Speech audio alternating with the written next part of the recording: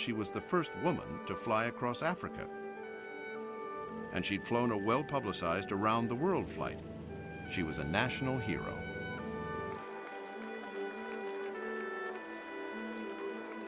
She was the world-known aviatrix, and she was giving a talk there about her adventures.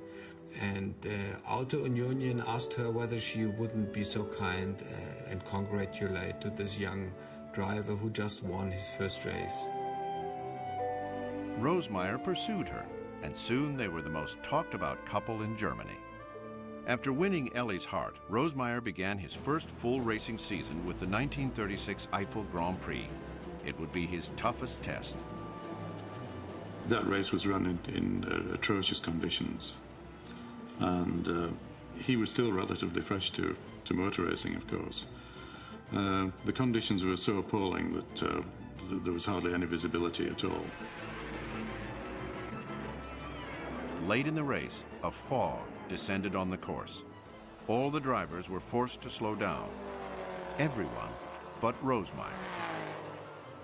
Somehow, Rosemeyer seemed to be able to see through the fog. And whereas all the other drivers were slowing up, their lap times were dropping. Even Nuvolari was dropping his lap times by about a minute around the Nürburgring. And Rosemeyer was dropping by just a matter of seconds. On the last lap of the race, Rosemeyer overtook Tazio Nuvolari and won by 2.5 minutes. He just drove as though the fog wasn't there, and it was another one of his extraordinary achievements. Rosemeyer's uncanny eyesight earned him the respect of fellow driver and friend Tazio Nuvolari, as well as the title Der Nebelmeister, the Fog Master. People said this is a real, it's incredible, so they gave him the name Fog Master because he was the only guy who could drive the same laps speed like others would do without the fog.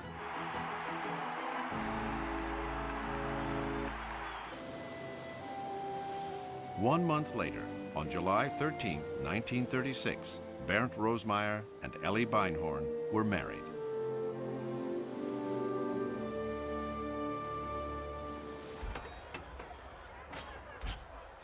"13 days after his wedding, Bernd Rosemeyer started in the 1936 German Grand Prix, the race Nuvolari had won the year before.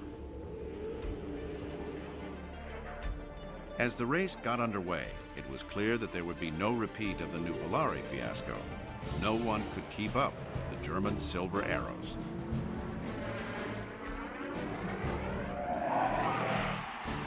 With his wife cheering in the stands, Rosemeyer took the checkered flag and set a new course record.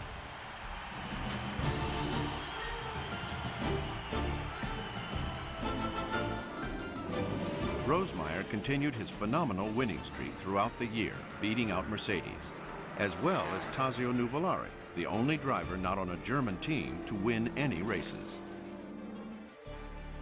With 5 major wins to his credit, Rosemeyer took the title of European champion for 1936, an unbelievable feat for a rookie driver. But while Rosemeyer and Auto Union were on top of the world, Germany's pursuit of speed and power was about to take a dark turn.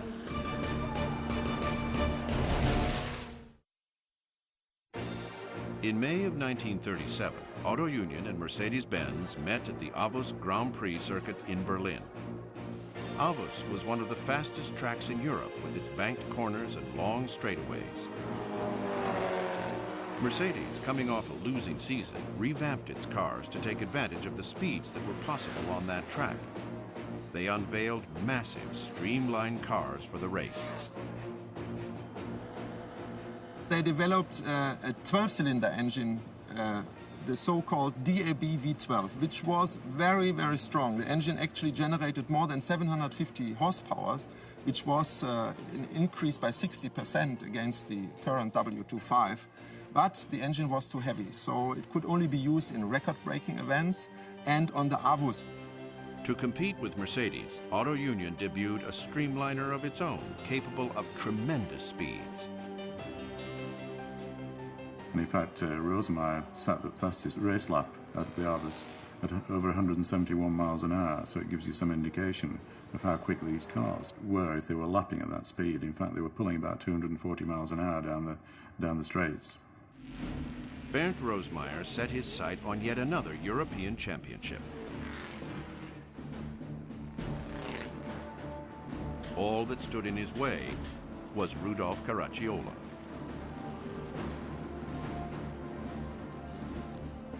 Rosemeyer and Caracciola traded wins throughout the 1937 season. Rosemeyer won the Eiffel Grand Prix,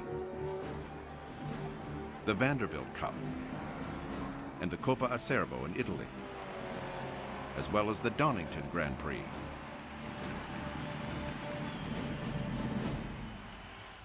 It was a tough record to beat, but Caracciola had more experience than the young Rosemeyer, and he used it to his advantage. Caracciola scored wins at the German, Swiss, Italian, and Czech Grand Prix.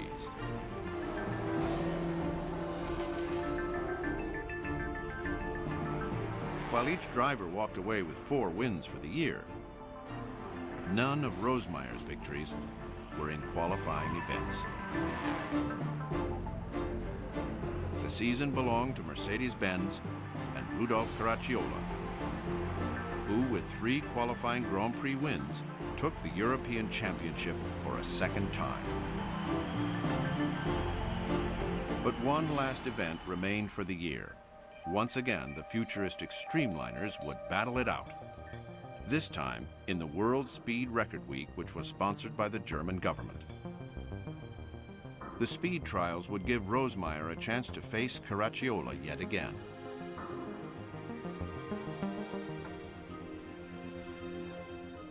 The record-breaking attempts of 1937 really stemmed from the streamlined cars that first appeared in the Aarhus Grand Prix that year, when both Auto Union and Mercedes built streamliners for this enormously fast banked circuit. And in those days there was no protection of any sort, no crash helmets, no seat belts, and these were cars with, in some cases, anything up to 600 horsepower. In October of 1937, Auto Union and Mercedes met at a stretch of Germany's newly built Autobahn. Mercedes was coming off a championship season, but technical problems sidelined the team's record-breaking attempts. At this point, Mercedes were an abject failure. They also went to the Autobahn in October, and they had aerodynamic problems, which meant the cars were lifting off the surface and they had to abort. With Mercedes out of the running, all eyes turned to Auto Union and its star driver, Bernd Rosemeyer. Rosemeyer shattered the old world record, reaching 253.95 miles per hour in the flying kilometer and 253.93 miles per hour in the flying mile. Once again, Rosemeyer was the toast of Germany.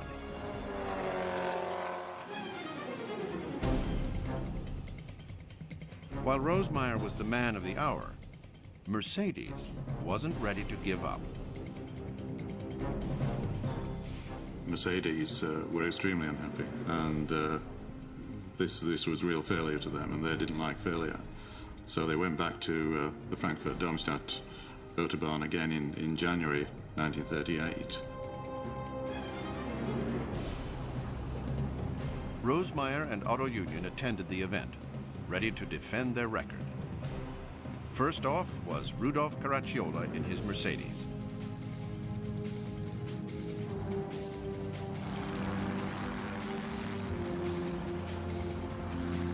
He broke Rosemeyer's record by 17 miles per hour, clocking in at 270.4 miles per hour.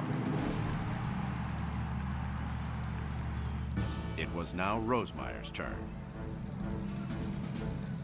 On his first attempt, Rosemeyer was just shy of Caracciola's record.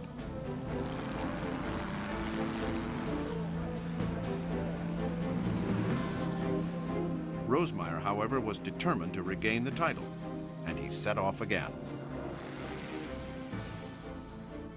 He went out later in the morning, by which time the winds were gusting, and he was advised not to go, but he knew there wouldn't be another window of opportunity until at least late spring to make this attempt again, so he made his own decision to go. I think also if you have the situation, there's Mercedes, there's Auto Union, they're coming together on the same circuit, everybody wants to be better than the other ones, and probably he was always thinking, I am the best driver I know, Mercedes has good cars, but I'm the best driver, and so I will probably tell them or show them that I'm not only the best driver, we have also the best car. If you know that your car could perform better and you had the world record, then you try again. Certainly. I would have done the same. Just past the 9-kilometer mark, Rosemeyer's massive Auto Union suddenly careened out of control. On his return run along the Autobahn, a gust of wind caught the car at an interchange and flicked it sideways at over 270 miles an hour. It cartwheeled